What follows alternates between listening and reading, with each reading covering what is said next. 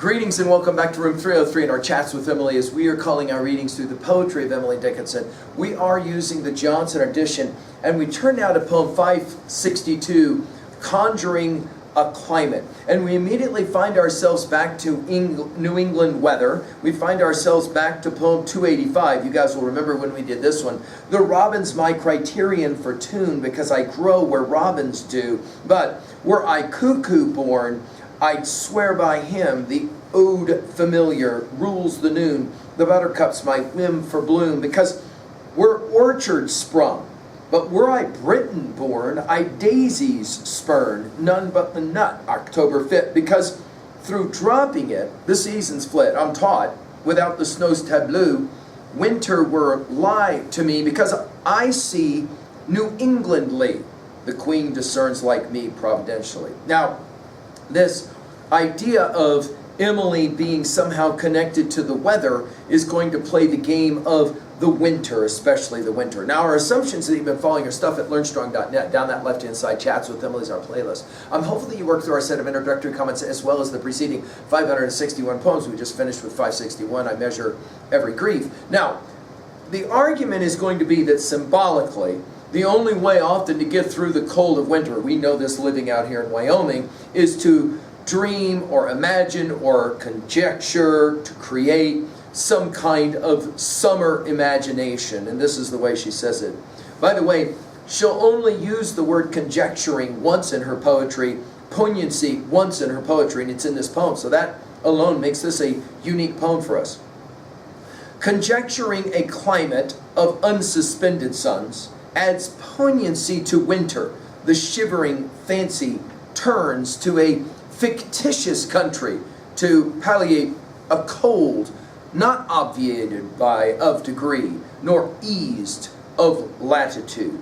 Now, Emily is pulling out some vocabulary words here, which makes it a lot of fun as well. Notice she begins by saying, sometimes to get through a winter, you have to conjecture, make up a climate of unsuspended suns. Just imagining in the middle, when it is minus 30 real degrees out here, when it's so cold back in New England. Emily says, one way you get through a really bad experience is by just creating in your mind a series of days with only sun.